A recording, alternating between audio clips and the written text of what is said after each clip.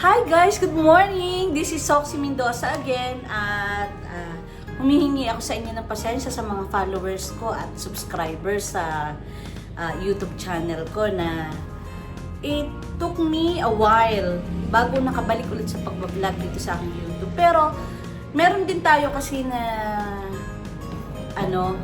FB page, Soxy. So doon malimit tayo nagpo-post ng picture natin at mga kaunting short reels.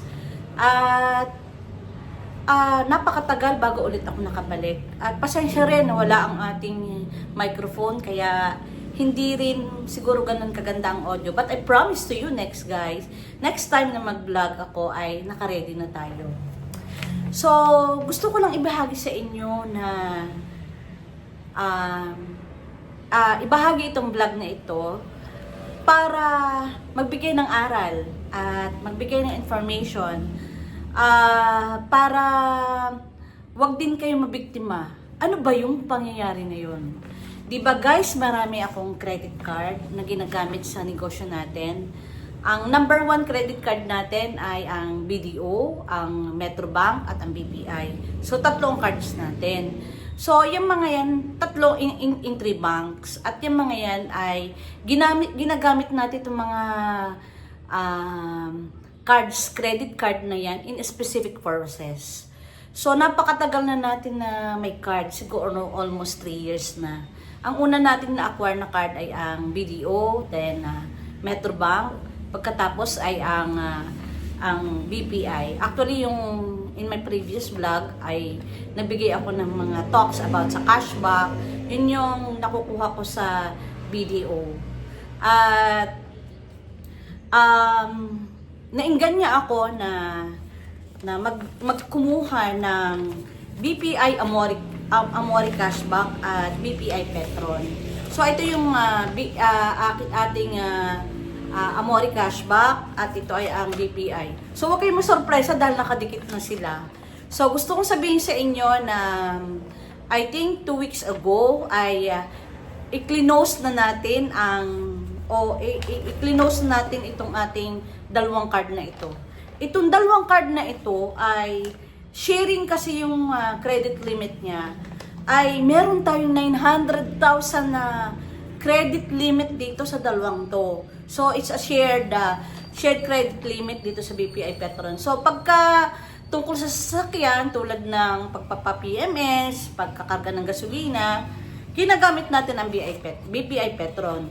So, kapag naman ang Amore Cashback, yung mga basic and essentials natin, kasi nakakakuha tayo dito ng, I think, 4% na cashback dito sa BPI Amore.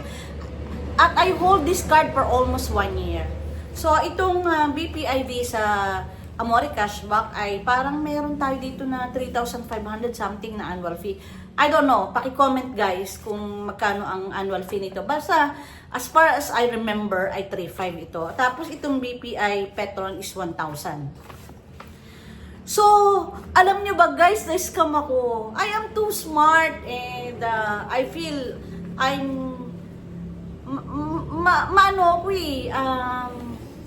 how do you call this? Maingat ako.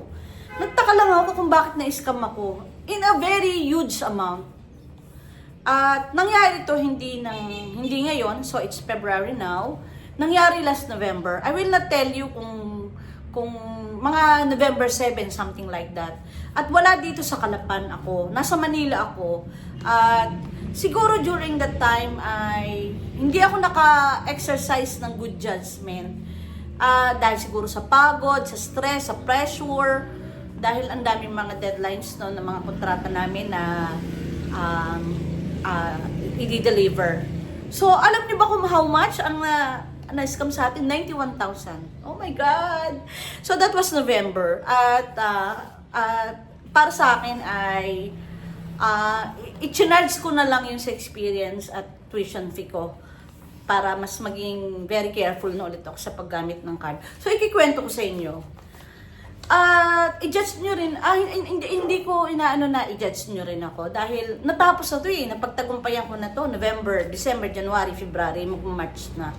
Natapos ko na yun at nangyari yun noong November 7. ako ay nasa Makati sa bale, doon kami tumitira sa isang mall doon at around 3 o'clock ay nasa Grab taxi ako, may nag-text sa akin.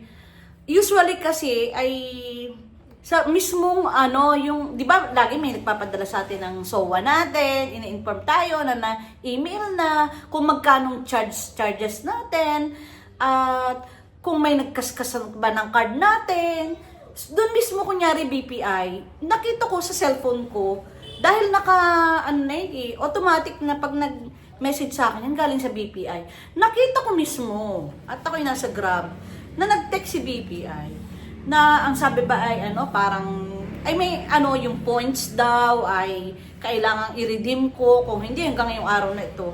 Ang pagkakamali ko lang ay parang nagmadali ako dahil naiwan ko yung telepono ko dito sa bahay ay iniisip ko ay hindi ko na siya makapagbigay ng OTP or whatever. So nag-text. Akala ko legit. Hindi talaga na parang lumipad yung isip ko. At parang naklik ko hindi yung parang talagang mismo naklik ko yung yung link. Hindi ko binasa na BPI din siya pero meron siyang hindi ko na-recognize na hindi talaga siya yung mismong BPI website. At nung click ko siya, talagang mismo talaga ni-replicate talaga niya yung BPI website. So napunta ako doon para nag-claim ako ng gift na cellphone. So, at ipinid ko rin. Oh my God! Actually, ipinid ko na yung 16 digits ng card ko. Hindi naman actually talaga OTP ang hinihingi niya CVV. Basta, I don't know, basta nag-click ako, tapos idinala ako doon sa website, clinic ko yung i-redeem ko na gift. Tapos, may sinabi niya, kailangan ko daw na magbayad ng 100 pesos para sa delivery fee. Yun. At hindi pwedeng gamitin ang ginamit kong card, itong BPI Amore card. In-encode ko yung BPI Amore card ko para dun bawasin yung 100 pesos. And yun na, hindi naman hindi naman CVV yung inilagay niya dun Pero ang in-input ko yung mismong CVV. Yun na. Pagbaba ko ng mall.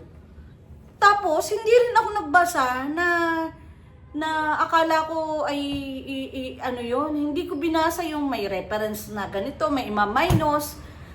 So, in-encode ko pa rin. Ang bilis, they are so fast. Only seconds. Yung OTP binigay sa cellphone ko, in-encode ko din. Pagbaba ko na ng Grab taxi, yun na. Ang dami ng mga mga notifications sa akin galing sa BPI, umihingi na naman ng OTP, tapos sinasabi niya, nagkaskas daw ako ng ganito.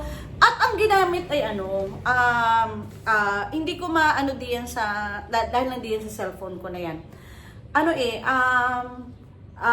Legit store sa Egypt.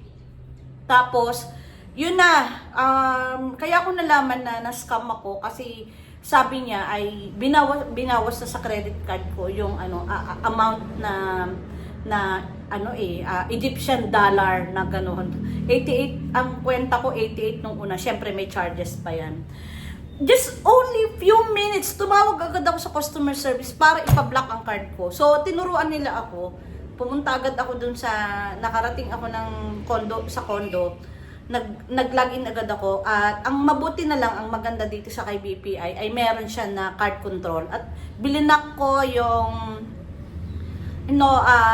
sa card control ay ko siya temporarily block. Pero yung customer service ng BPI, sinabi niya ay dahil na-compromise na yung card ko ay i-permanently block na yon. Tapos humingi siya sabi niya i-email ko daw yung ganito yung details ng pagkaka-scam sa akin. Okay. So, natapos na yon. Akala ko naman, dahil napablock ko na, at saka nag-text din ako, nag-email din ako dun bumili sila ng gadget, dun mismo sa Egypt. Tapos akala ko naman ay dahil nang may nakachat ako dun sa WhatsApp at saka sa Facebook nila, ang sabi nila wala daw transaction na ganun using my card. So, kampante ako na hindi na-push through yung transaction. Pagkatapos ay after 10 days, kaintay ko ng kaintay, hindi na ako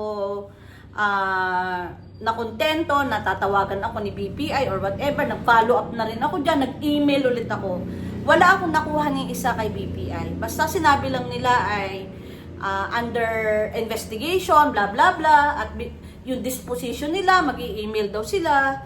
Until such time na inabot na siya ng 3 weeks or more than 21 days, nagpadala sila sa akin ng disposition email. Wala na talaga akong magawa doon sa 91,000 ko na yun. So, ang ginawa ko na lamang ay nagreklamo ako sa BSP. Kasi meron dong nagtingin ako sa Google kung paano ba nagpa-file.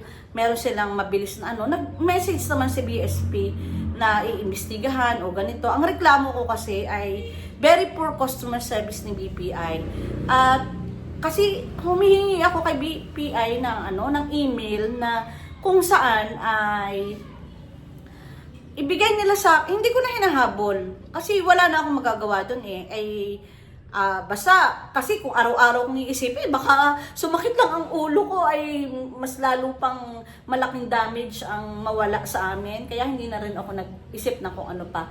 So ang ginawa ko, nag-email ako kay BSP, nag-email ako kay BPI until after more than 3 weeks nakatanggap ako ng disposition email. Ang sabi legit na daw yung transaction dahil nag-provide ako ng OTP. Pagkatapos ay pautangin na lang daw nila ako nang walang interest.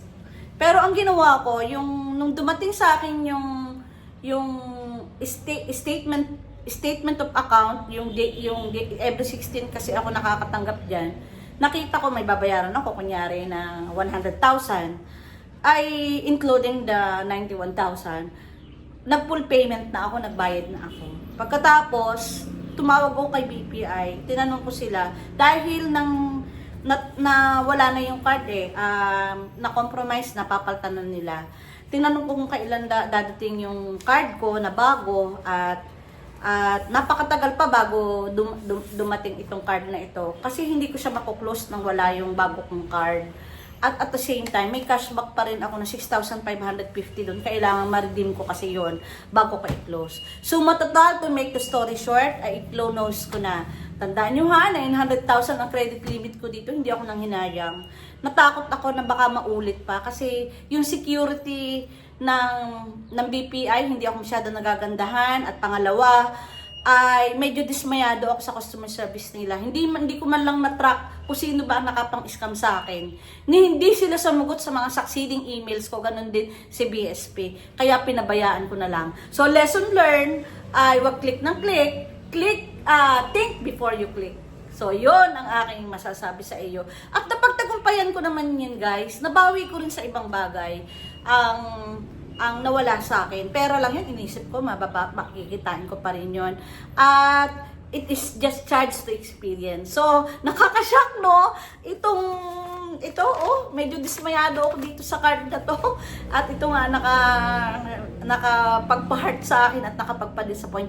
Anyway, hindi ko matatawaran ang ibinigay na benepisyo sa akin ng mga credit card sa mga pagtitiwala sa akin ng bangko, particularly ni BDO at Metrobank. So, bibigyan ko pa kayo ng mga susunod na mga vlog tungkol sa credit card. So, yun lang may babahagi ko sa inyo.